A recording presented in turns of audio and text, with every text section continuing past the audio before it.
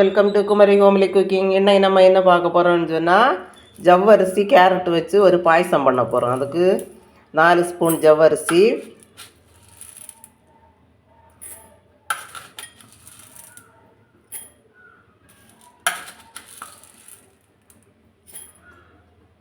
இனி இதை நல்லா கழுகி எடுத்து 2 கப்பு தண்ணி விட்டு வேக விட்டுடலாம். இப்போ ஜவ்வரிசி நல்லா வெந்தாச்சு.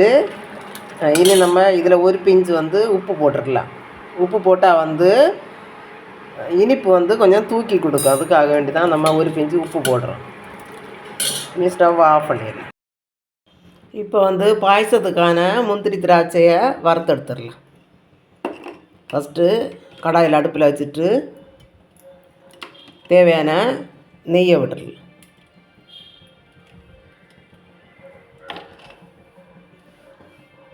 இதில்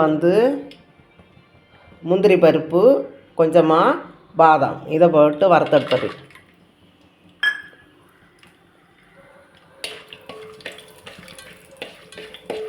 இது கோல்டன் ப்ரௌன் ஆனதுக்கப்புறமா தான் இந்த முந்திரி பழத்தை போடணும்.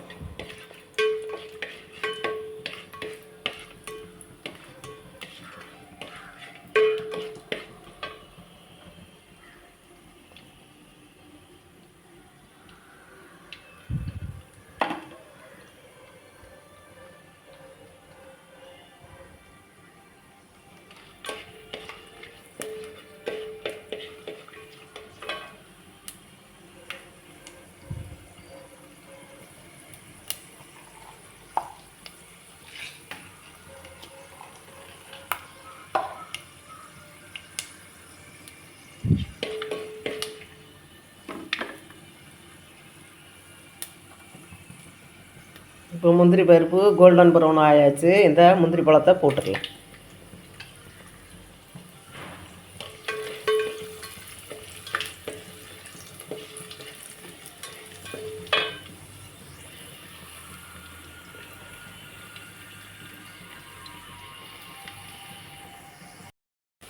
இப்போ கேரட்டோட பச்சை வாசனையெல்லாம் போயாச்சு. இனி அந்த வேக வச்சுருந்த ஜவ்வரிசியை இதில் போட்டுடலாம்.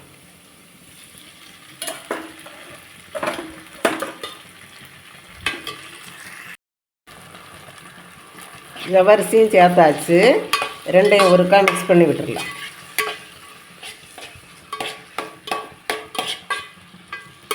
இனி 4 டேபிள் ஸ்பூன் ஜவ்வரிசிக்கு 1/2 லிட்டரு பால் தேவைப்படும். காய்ச்சி ஆற வச்ச பாலையும் இதில் சேர்த்துடலாம். இந்த கேரட் இந்த பால்லே தான் வேகணும்.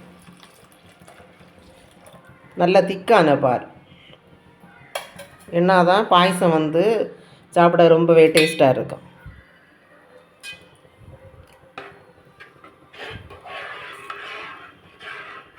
இதை சிம்மிலே வச்சு வேக வைக்கணும்.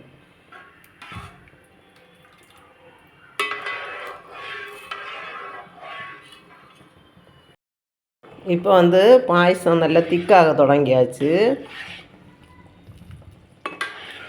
கொஞ்சம் நேரம் கூட இருக்கட்டும். கொஞ்சம் கூட திக்கானதுக்கப்புறமா தேவையான சுகர், ஏலக்காய் சேர்த்துட்டு நமக்கு இறக்கிடலாம்.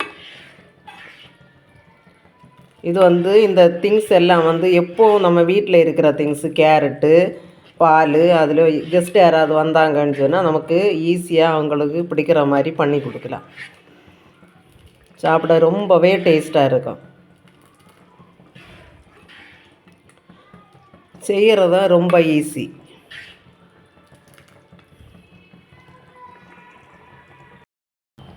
இப்போ இந்த ஸ்டேஜில் நமக்கு தேவையான சுகரை சேர்த்துடலாம். இதில் 1.5 ஸ்பூன் சுகர் கரெக்டாக இருக்கும். இனிப்பு அவரவருக்கு எவ்வளோ தேவையோ அதே மாதிரி நமக்கு போட்டுடலாம். இது கரெக்டாக இருக்கும் 1.5 ஸ்பூன்.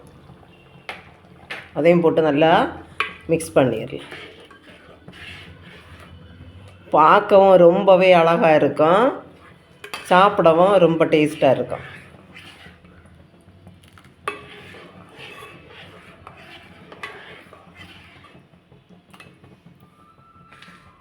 இனி இதில் ஏலக்காயும் சேர்த்துடலாம்.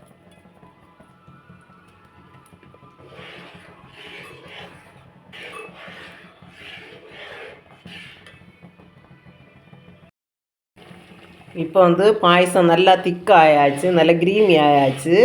இதில் வந்து ஃபஸ்ட்டு நம்ம வறுத்து வச்சுருந்த திராட்சை, முந்திரி, பாதாமை இதில் போட்டுடலாம்.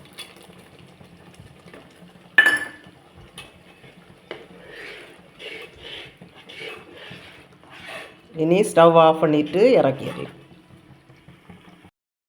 இந்த பாயசம் வந்து சாப்பிடவே ரொம்பவே டேஸ்ட்டாக இருக்கும். எல்லோரும் வீட்டில் ட்ரை பண்ணி பாருங்கள், சூப்பராக இருக்கும்.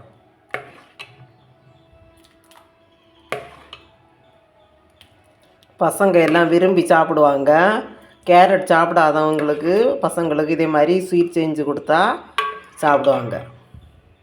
கண்ணுக்கெல்லாம் ரொம்பவே நல்லது கேரட் வந்து.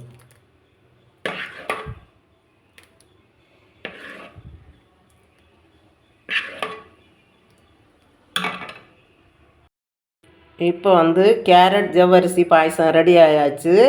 இதை எல்லோரும் வீட்டில் ட்ரை பண்ணி பார்த்துட்டு எப்படி இருக்குன்னு கமெண்ட் பண்ணுங்கள். பிடிச்சிருந்தா லைக் பண்ணுங்கள், ஷேர் பண்ணுங்கள், சப்ஸ்கிரைப் பண்ணுங்கள். தேங்க்யூ.